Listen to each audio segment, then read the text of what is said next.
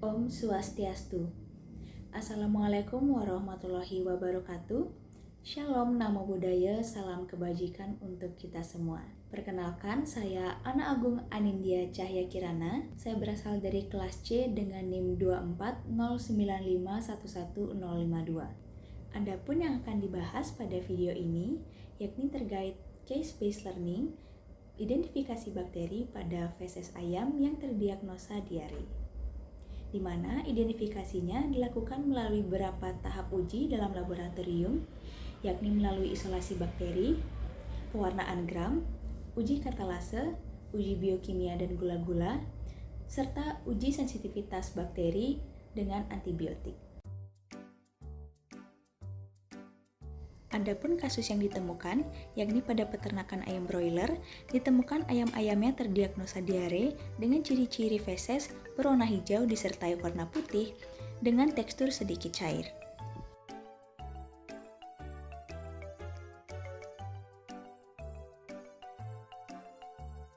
Untuk tahapan penanaman bakteri pada media Na maupun McConkey melalui prosedur yang sama, yakni pertama-tama ose dibakar di atas bunsen hingga berwarna merah membara. Hal ini bertujuan untuk sterilisasi ose agar tidak terkontaminasi pada bakteri lain. Selanjutnya, sampel diambil menggunakan ujung ose dan dipaparkan ke permukaan media agar. Sampel dioleskan dengan cara zigzag tanpa menyentuh garis atas dan bawah satu sama lain.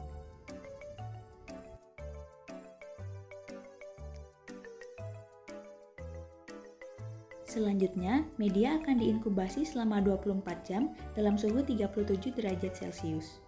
Pada isolasi bakteri kali ini, menemukan hasil sebagai berikut, yakni di mana pada media nutrien agar sebagai media non-selektif, di mana pada media ini hampir semua jenis bakteri dapat tumbuh, dan pada percobaan yang telah dilakukan terdapat koloni bakteri dengan ciri berwarna putih pucat dan menyebar secara tidak beraturan tumbuh di permukaan. Hal tersebut menunjukkan bahwa proses inkubasinya berhasil dengan suhu yang optimal pada 37 derajat Celcius, dan pada saat proses inkubasi nutrisi untuk bakteri itu tercukupi. Pada media kedua, yakni McConkey agar, di mana media tersebut merupakan media selektif yang hanya mampu menumbuhkan bakteri gram negatif di permukaannya. Pada percobaan yang telah dilakukan, ditemukan ciri-ciri koloni yang tumbuh sebagai berikut, yakni koloni berwarna merah muda yang menandakan hasil sampingan dari fermentasi laktosa yang menghasilkan asam, terutama asam laktat, di mana asam ini akan mengubah warna indikator pH yang terdapat pada McConkey agar menjadi berwarna merah muda. Pertama-tama, sampel akan diletakkan di atas objek las, lalu diwarnai dengan pewarnaan gram pertama, yakni krista violet. Setelah ditunggu selama 1 menit, pewarnaan ini akan dibilas dengan air. Kemudian dilanjutkan dengan penambahan mordan atau iodin untuk membentuk kompleks krista iodin. Tunggu selama 1 menit, lalu bilas kembali dengan air mengalir. Tahap berikutnya merupakan tahap dekolorisasi menggunakan alkohol.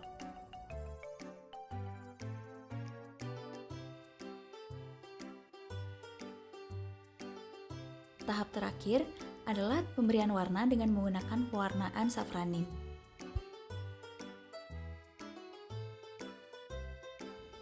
Uji bakteri yang kedua yakni merupakan pewarnaan gram, di mana ini merupakan uji laboratorium yang digunakan untuk membedakan bakteri gram positif dan gram negatif berdasarkan perbedaan struktur dinding sel mereka. Di mana pada uji kali ini ditemukan hasil sebagai berikut, yakni preparat isolat nutrien agar ditemukan di bawah mikroskop terlihat bakteri berbentuk basil dan berwarna ungu.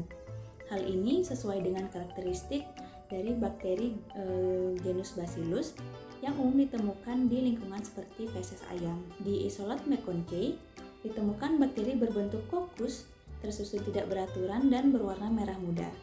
Hal ini memunculkan dugaan bahwa bakteri yang diamati merupakan bakteri gram negatif apabila diperhatikan dari segi warna.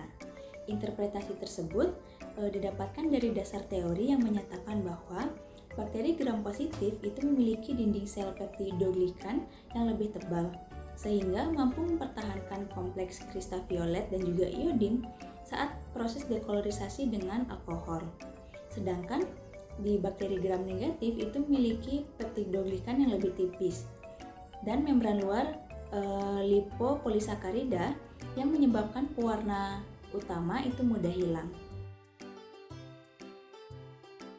Selanjutnya ada uji katalase yang digunakan untuk mengetahui keberadaan enzim katalase pada suatu bakteri, di mana enzim ini berfungsi sebagai pemecah hidrogen peroksida atau H2O2 menjadi air H2O dan juga oksigen O2.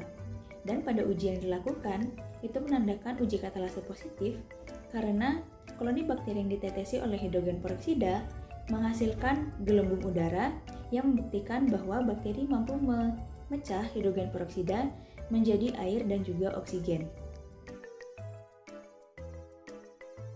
Uji berikutnya yakni ada uji biokimia dan gula-gula yang dimana dilakukan untuk menguji kemampuan metabolik suatu bakteri dalam mencerna suatu zat seperti karbohidrat dan juga substrat biokimia lainnya. Di mana dilakukan beberapa uji. Yang pertama ada TSIA atau triple iron sugar agar, di mana hasilnya ditemukan di bagian miring atau slantnya berwarna kuning dan bagian dasar tetap berwarna merah, yang menandakan bahwa bakteri hanya memfermentasi laktosa dan juga sukrosa namun tidak memfermentasi glukosa. Uji berikutnya ada uji SIM atau sulfite indole motility, di mana hasilnya adalah tidak terbentuk endapan hitam yang menandakan bakteri itu tidak memproduksi hidrogen sulfida atau H2S, dan terdapat cincin merah yang terbentuk setelah penambahan COVAC yang menunjukkan hasil positif uji indol, yang berarti bakteri itu memiliki enzim tryptofanase yang memecah triptofan menjadi indol.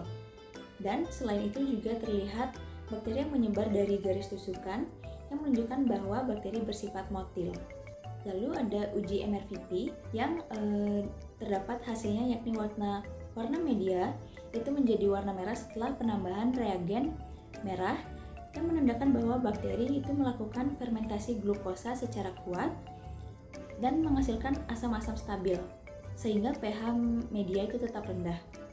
Lalu sebaliknya pada VP itu media tampak keruh namun tidak menunjukkan perubahan yang menjadi warna merah muda setelah penambahan reagen barit A dan B yang mengindikasikan bahwa bakteri tidak memproduksi asetonet sebagai hasil fermentasi. Lalu berikutnya ada Simon citrat agar, di mana pada uji ini menunjukkan bahwa warna media itu tetap berwarna hijau seperti mula-mula, yang menandakan bahwa bakteri itu negatif terhadap penggunaan sitrat sebagai sumber karbon. Lalu ada uji yang terakhir yakni uji gula-gula yang menggunakan glukosa, di mana warna media itu tidak berubah, yang berarti bakteri tidak melakukan fermentasi gula yang diuji, sehingga pH media itu tetap netral atau sedikit alkalis. Pertama, ambil sampel Streptococcus yang telah diuji kekeruhannya dengan McFarland. Setelahnya, paparkan di mueller Hinton agar dan inkubasi selama 24 jam. Setelah inkubasi selama 24 jam, hasil yang didapat dari uji sensitivitas bakteri adalah sebagai berikut. Dengan antibiotik yang paling efektif adalah sulfamethoxazole dengan killing zone yang terbentuk yakni 29 mm dan kepekaan yang cukup rendah yakni amoxicillin dan juga bacitracin dengan terbentuknya 18 mm killing zone. Sekian case-based learning mengenai bakteriologi yang dapat saya sampaikan. Akhir kata saya ucapkan Om Santi Santi Santi Om.